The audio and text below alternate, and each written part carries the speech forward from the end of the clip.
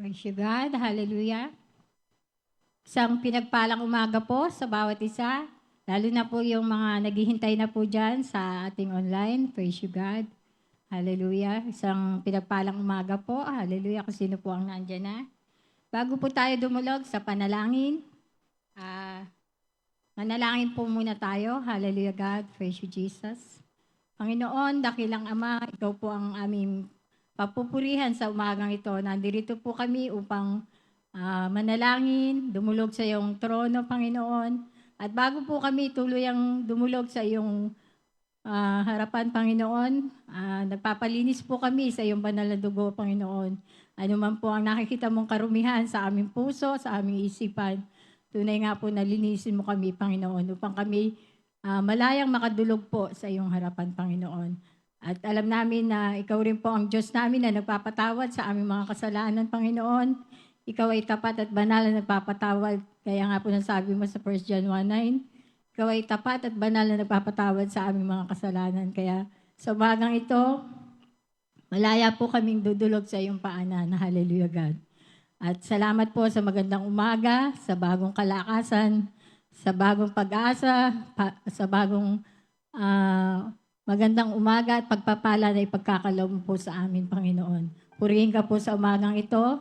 Sa iyo po ang mataas na kapurihan sa pangalan na iyong anak na si Jesus. Amen. Thank you, Lord. At bago po tayo tuluyang lumapit sa ating Panginoon, ay mag-worship po muna tayo sa pamamagitan ng mga awiting panambahan natin. Amen. Amen, lahat nga ng handa ng magpuri sa araw na ito. Ating muling awitin na ang Diyos ay mabuti at dakila sa ating mga buhay.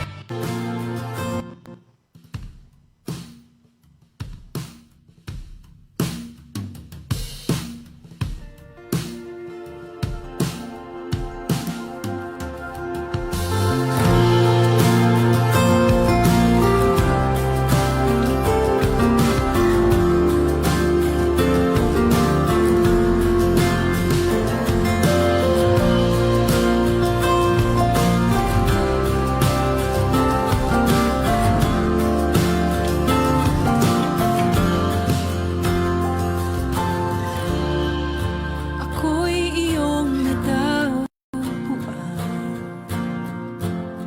sa gitna ng aking kasawian. Niligtas sa kamatayan, inakay sa liwanag ng iyong pagmamahal. Pinalaya ng iyong habag sa dilim at sa aking pagkabulag. Ngayon sa iyong biyaya at sa lalim ng pag-ibig umaawit. Ang buhay ko'y tanging sa'yo, laging sa'yo iaalay. Ang puso ko'y tanging sa'yo, laging sa'yo, Panginoon. Walang ibang kaligtasan, sa'yo lubos ang kagalingan. Jesus, ako'y nabihag sa dakila mong pag-ibig.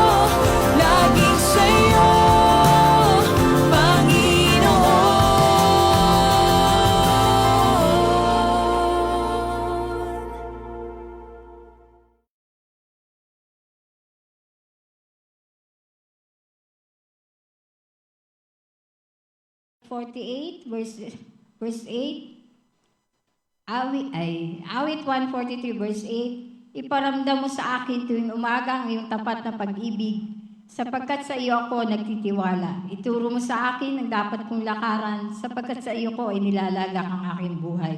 Kaya sa umaga pong ito, tunay nga po na napakabuti ng Diyos sa panibagong umaga. Sabi nga po dun sa awit 118:24, ito ang araw na ginawa ng ating Panginoon. Kaya bago po tayo dumulog sa panalangin, ibibigay ko muna po si Teacher Justin para po sa salita ng ating Panginoon. Amen. Po sa ating prayer for the nation. And this day po, before we pray, I just want to share to you the Matthew 21 verse 22. Sabi po dito, you can pray for anything and if you have faith, you will receive it. So as we face our day today and as we face God today in a prayer, remind ourselves po, paalalahanan po natin ang ating sarili tungkol sa sinabi ng verse na to, that we can pray for anything. Pero isa po sa kailangan natin ay pananampalataya para ma-receive po ito. Pero kamusta na po kaya pananampalataya natin? Naalagaan po kaya natin? Kasi gusto ni Lord magkaroon talaga tayo ng pananampalataya. At yun po yung susi talaga para sa kasagutan sa ating mga pinapanalangin.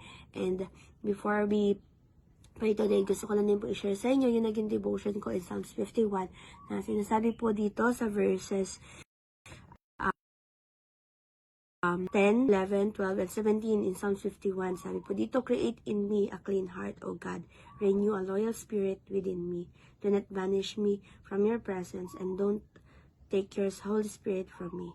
Restore to me the joy of your salvation and make me willing to obey you. And sabi po sa 17, the sacrifice you desire is a broken spirit. You will not reject a broken and repentant heart, O God. Po yung tinuturo ni Lord lahat sa atin today in order for us to receive the prayer that we are asking from God. Now, we must have first the clean heart. We must have a pure heart po before God. Pero bago po yun, dapat marunong tayong umamin sa ating pagkakamali. So, kung marunong tayong umamin sa ating pagkakamali, talagang makikita ni Lord yung kalinisan ng ating puso. And si David po, sinabi naman po sa verse na to, yung pag-amin niya sa kanyang pagkakamali. So, dapat meron po tayong humility when we are praying to God. And kung gusto natin lumago yung pananaw sa Kanya. So, first thing that you should know po before we face God today, that our prayer must begin with humility. So, magpakumbaba po tayo sa Panginoon. Dahil nakikinig po si Lord sa mga panalangin natin kapag lalo higit kapag meron tayong pusong mapagkumbaba.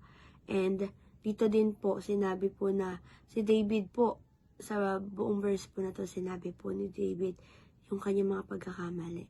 So, dapat mag-ask tayo ng mercy kay Lord. So, our prayer must be begin with asking God for mercy, not excuses. Hindi tayo kailangan magpaliwanag ng paliwanag bakit natin pinili or ginawa yung mga pagkakamali na higit sa lahat. Marunong tayong mag-ask ng mercy kay Lord kapag nananalangin. And I believe po that this verse also in Psalms 51, kagaya sinabi doon ni David, restore to me the joy of your salvation and make me willing to obey.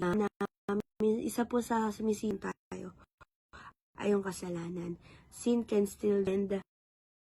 Primero naman dyan. Doon, prayer help us to reconnect with God. So, I believe po na this morning, gusto po ibalik ni Lord yung joy sa puso ng bawat isa sa atin. But we must reconnect to God through prayer. So, hindi po madali na umamin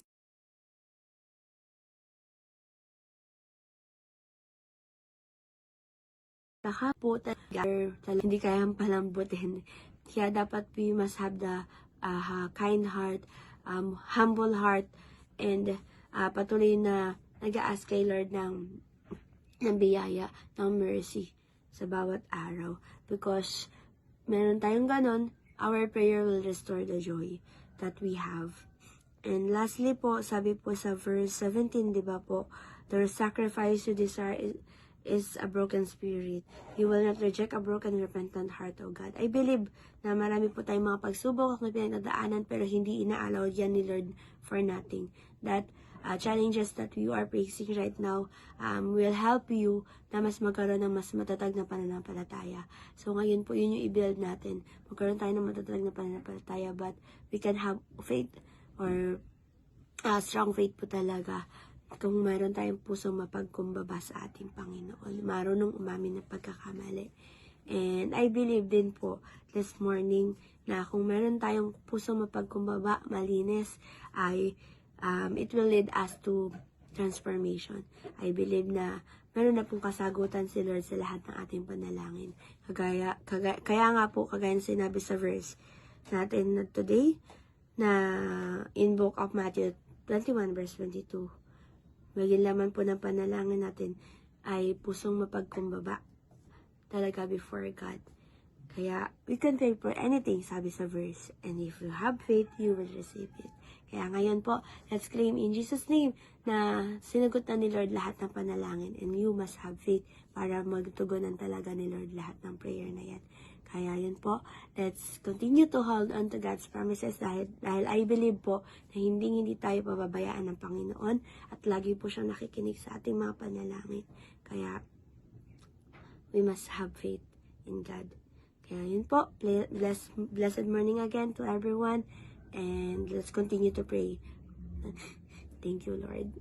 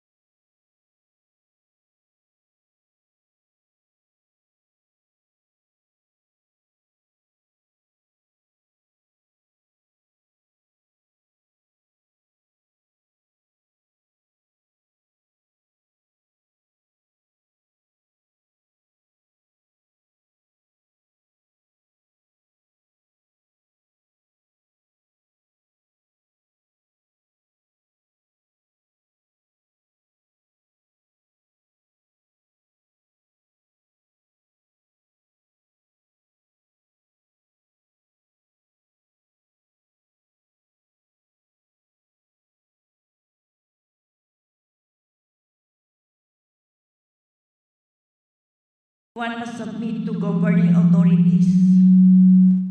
For all authority have been placed by God. So, ibig sabihin, si Pangulong Bongbong Marcos, siya ay nilagay doon ng Panginoon.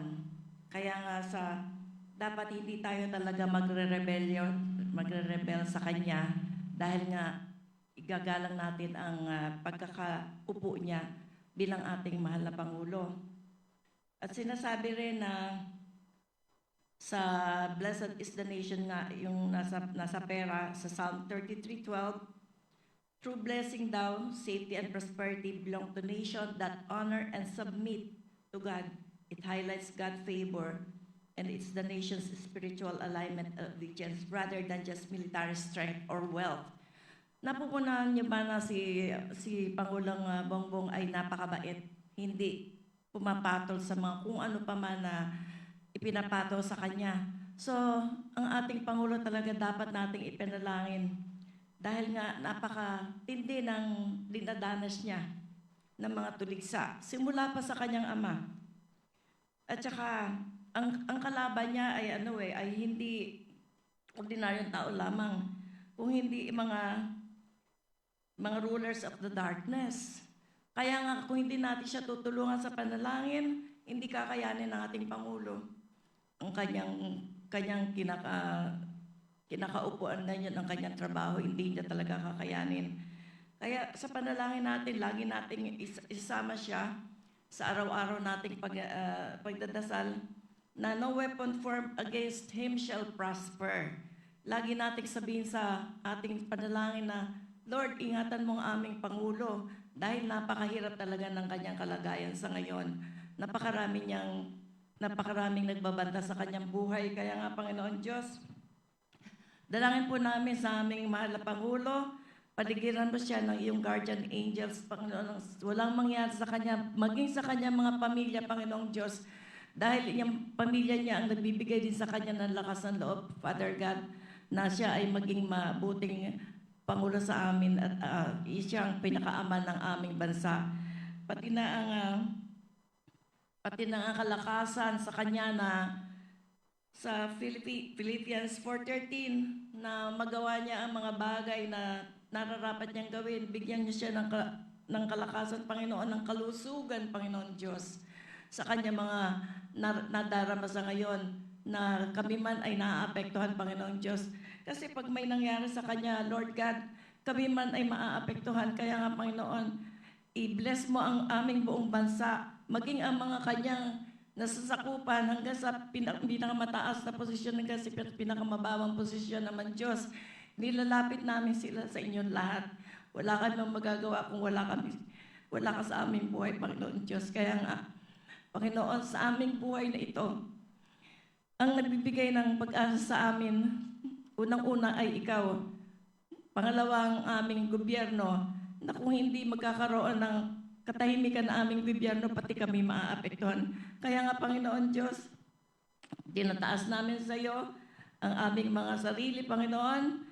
Kami humingi sa iyo, Panginoon, ng kagalingan din at ng mga proteksyon. Dahil, Panginoon, ang bansa na pinagpala mo ay dapat mayroon ding mga malulusog at mayroong mga protektado na mga nakatira. Kaya nga, Panginoon Diyos, salamat ay mayroon kaming nalalapitan. Mayroon kaming nasusumbungan sa aming mga sama ng loob namin, Panginoon Diyos. Kung ikaw wala sa aming buhay, wala na kaming pag-asa. Kaya nga, Father God, sa aming po paglapit sa iyo, Panginoon Diyos, napakarami namin talaga na nananalangin para sa aming Pangulo, para sa aming pamilya, para sa amin, lahat-lahat, sa aming mga devotion, sa aming mag-asawa, pag sa umaga pa lamang, kasama kayo lahat sa aming mga panalangin.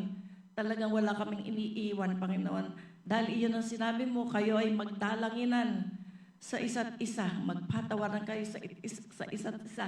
Nang sa gayon, kayo ay papatawarin ko rin. Kayo iingatan ko rin. Bibigyan kayo ng inyong mga pangangailangan, Panginoon. At salamat, Panginoon, ang aming bansa ay unti-unti nang umaangat, unti-unti nang nakikilala sa buong mundo. Dahil nga sa kabutihan ng aming Pangulo, marami na tumutulig sa kanya, pero alam namin, Panginoon, na mas marami kami na nag-iingat at nananalangin para sa kanya.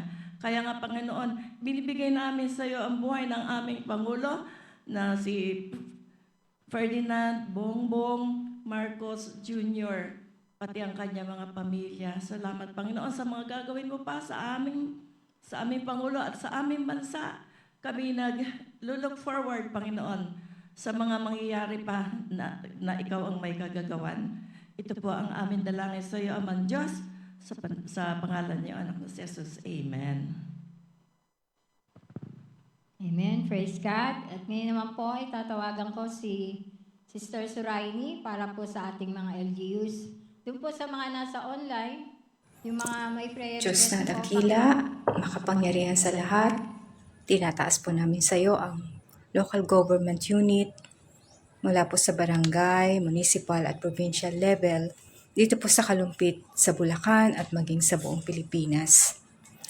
Hinihiling po namin ang maayos, makatao at magandang serbisyo sa bawat mamamayan.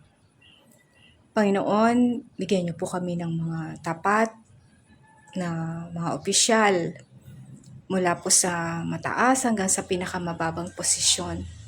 Bigyan niyo po sila ng puso para sa mga tao. Huwag maging makasarili, kundi isipin po at gawin ko ano po yung kapaki-pakinabang sa bawat Pilipino.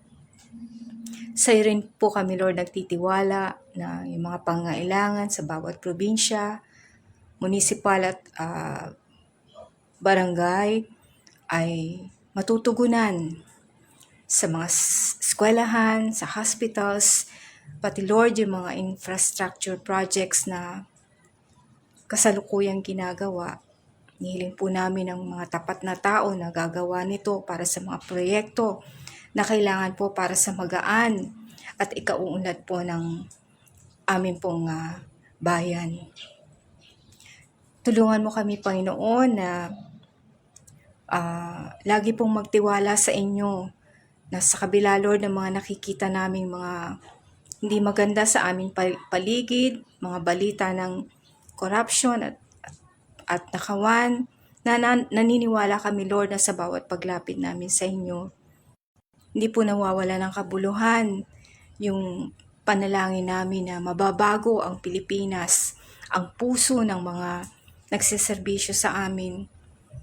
Alisin mo, Lord, ang pagiging makasarili at iniisip lamang ang kanila pong pansariling kapakanan. Bigyan mo kami ng bagong Pilipinas at bagong puso para po sa aming mga opisyal na kami rin po, Panginoon, ang naghalal. Salamat po, Panginoon, sa panibagong taon na ito. Patuloy kaming umaasa na ikaw po, Panginoon, ang kasama namin. Kahit na, Lord, sa mga ganitong sitwasyon, ganitong panalangin ay concern ka at tumutugon ka sa bawat panalangin namin sa iyo. Salamat po, Panginoon, at patuloy ka naming pasasalamatan, papupurihan.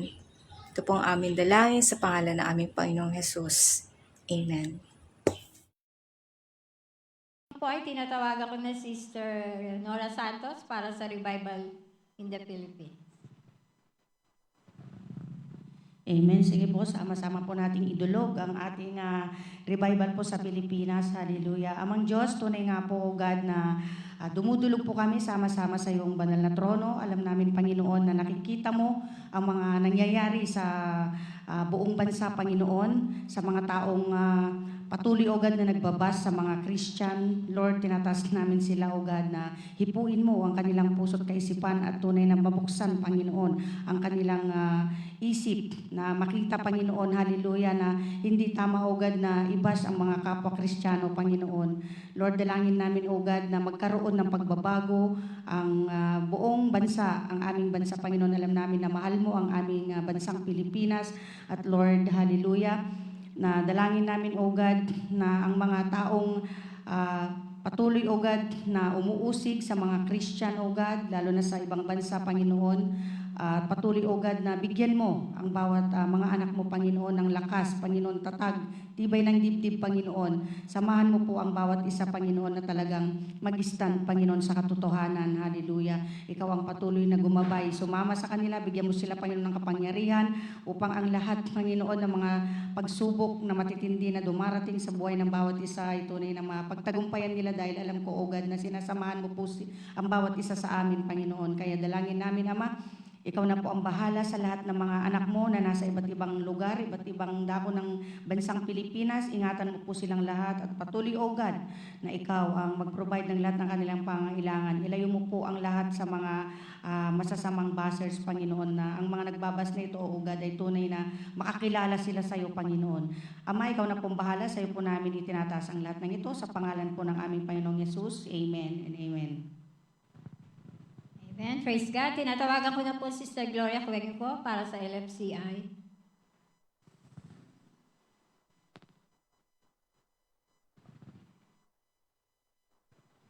Sige po, sama-sama po nating idulog sa panalangin ng LFCI.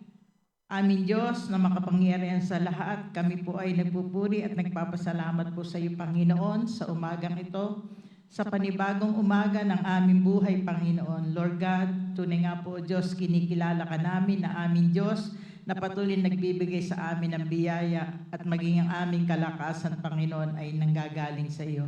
Kaya sama-sama po kami na dumudulog po sa iyo sa umagang ito.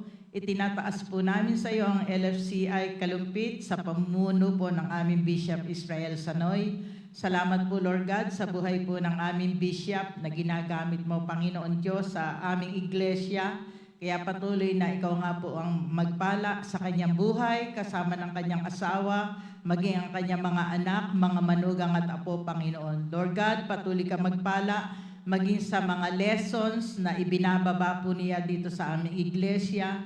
Dalangin po namin na marami pong kaluluwa ang maligtas, Panginoon, sa pamagitan po ng mga pag-aaral na itinuturo po niya. Gayon din po, O Diyos, aming itinataas sa panalangin sa iyo ang lahat ng mga lingkod mo dito sa LFCI Kalumpit, Panginoon. Lord God, patuloy mo po silang samahan. Patuloy na ikaw nga po, Lord God, ang patuloy na magpala sa kanila. Patuloy na bigyan mo po sila, Panginoon Diyos, ng kalakasang pisikal at lalong higit, Panginoon, patuloy na pagpalain mo po sila sa pinansyal na pangangailangan nila. Naniniwala po kami, Panginoon Diyos, na patuloy na dadaloy ang biyaya at pagpapala sa iglesyang ito mula po sa aming mga lingkod hanggang sa amin, Panginoon, sa lahat ng miyembro, Panginoon, ng LFCI. Tinataas na rin po namin, Panginoon Diyos, sa mga leaders na ginagamit mo, Panginoon, na humahayo sa iglesyang ito. Patuloy na pagpalain mo po ang bawat isa sa pamagitan po ng mga gawain, katulad po ng simbahay, Panginoon. Lord God, nagpapasalamat po kami, Panginoon, dahil patuloy na binibigyan mo po sila, Panginoon, ng lakas, Panginoon, upang sila ay patuloy na magamit mo. Gayon din po kami, Panginoon, Lord God, nagpapasalamat po kami sa music ministry, Panginoon. Kaya dalangin po namin, Lord God, sa lahat po ng departamento ng aming iglesia, Panginoon, patuloy na pangunahan mo, na tunay nga po, Lord God, dumaloy ang pag-ibig mo sa bawat isa. Tunay nga po, Lord God, naniniwala po kami, Panginoon, na ikaw ang patuloy na magpapala sa bawat isa, Panginoon, na miyembro ng LFCI. At dalangin din po namin, Panginoon Diyos, anumang pangangailangan pa ng aming church, Panginoon, alam po namin na ikaw ang tutugon. Ikaw ang magpo-provide ng lahat ng aming mga pangangailangan dito sa aming church. Sa lahat po ng kakulangan pa ng aming iglesia, Panginoon, Lord God, hipuin mo ang puso ng iyong mga anak, Panginoon, upang sila ay patuloy na maging tapat sa kanilang pagbibigay, Panginoon. Kaya naniniwala po kami, Panginoon, ngayon 2026, Panginoon, ay tunay nga po, Lord God, lahat ng pinaplano, Panginoon, sa iglesia nito ay mangyayari sa pangalan po ng iyong anak na si Jesus. Naniniwala po kami, Panginoon Diyos, na hindi mo po pagkukulangin ang bawat isa ng mga anak mo, Panginoon. At naniniwala rin po kami, Panginoon Diyos, hallelujah, na tunay nga po, Lord God, ang iglesia na ito, Panginoon, ay gagamitin mo. Kikilalanin ng bawat isa, Panginoon, lalo na sa mga anak mo na dumadako rito, Panginoon, ay tunay nga po, Lord God, mararamdaman, Panginoon, ang pag-ibig mo, ang pag-ibig na nagmumula po sa iyo. Kaya dumaloy, Panginoon Diyos, sa iglesia na ito ang pag-ibig mo. At tunay nga po, Lord God, maging sa amin na umaattend, Panginoon, patuloy na ilagay mo po lagi sa aming puso ang masigasig na paglilingkod namin sa iyo. Tunay nga po, Lord God, ang mga salita mo, Panginoon Diyos, ay patuloy na nagpapalakas sa bawat isa. Kaya aming Panginoon, kayo na po ang bahala sa bawat isa na mga ginagamit mo, Panginoon, sa iglesyang ito. Alam po namin, Lord God, patuloy kang kikilos, Panginoon, at maging yung aming pinaplano, Panginoon, na roadway, Panginoon, sa aming iglesia dito ay mangyari na sa pangalan po ng iyong anak na si Jesus. Maraming salamat po, Panginoon. Sa iyo po kami umaasa, sa iyo po kami nagtitiwala, Panginoon. Natutugunin mo ang lahat ng aming mga idinalangin sa iyo. Sa pangalan ng aming Panginoong Jesus, ito po ang aming samo at panalangin sa umagang ito. Amen. Amen. Praise the Lord. Tinatawagan ko naman po, Sister Lucy Cunanan para sa Nation of Israel. Palang Sabado ng umaga sa bawat isa. Tayo po ay manalangin para sa Nation of Israel. Ama namin Diyos na buhay, napakabuti mo po sa pangalan ng Panginoong Hesus at sa gabay ng Banal na Espiritu, kami po ay sama-sama at nagkakaisa. Pinapanalangin po namin ang bansang Israel. Ang bansang Israel ay pinili mo, Panginoon. Mahal mo yung mga anak mo doon, yung mga Hudyo, yung mga Israeli. Tunay nga, Panginoon, ikaw po ang hinihintay nila na Mesaya, Panginoon. Hipuin niyo po sila. Ikaw po, Panginoong Diyos, ang aming tagapagligtas, ang kanilang tagapagligtas. Ikaw po ang Misaya na hinihintay nila, Panginoong Kristo. Kaya hipuin mo po sila. Sila po ay sumuko, sila po ay lumapit sa iyo, sila pong lahat ay magpakumbaba sa iyo, Panginoong Diyos. Tunay nga po, Panginoon, you are in full control of everything. Maraming pong salamat sa sila iningatan mo, sila iniligtas mo sa mga nakaraang mga giyera, Panginoong doon. Kaya po, O Diyos, sa umaga pong ito, nakakaisa po kami at nanalangin na sila pong lahat ay lumapit na po sa iyo, Panginoon. Ikaw po ang hari ng mga hari, ikaw po lamang ang aming tagapagligtas, ang kanilang tagapagligtas. Kaya ang lahat po ng mga Hudyo doon, ng mga Israeli, ay hipuin mo at makakilala sa iyo. Pati po yung mga Pilipino nando doon, katulad po ng aking hipag, isang pamilya sila, ingatan niyo po sila. Lahat po ng mga tao doon ay tunay nga, Panginoon, na ingatan mo. Mahal mo po ang bansang Israel at ito ay bayang pinili mo. Kaya, Panginoong Diyos, maraming salamat sa pagkilos mo, sa pagpapala mo, sa pag-iingat mo sa buong bansang Israel at sa mga kalapit na bansa na yon. Kaya po, O Diyos, maraming pong salamat. Purihin ka, inaangkin po namin ang katugunan, ang pagkilos mo, ang pagpapala mo sa bansang Israel. Sa pangalan ni Jesus, Amen.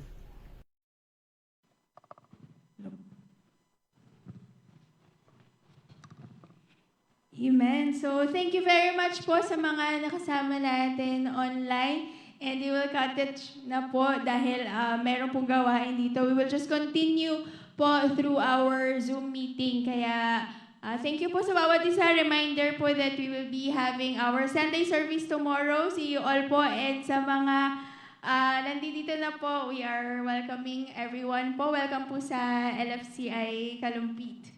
And so, shalom po sa bawat isa na nakasama po namin. Bye-bye po. Nakakatay lang. Pasensya na po kayo.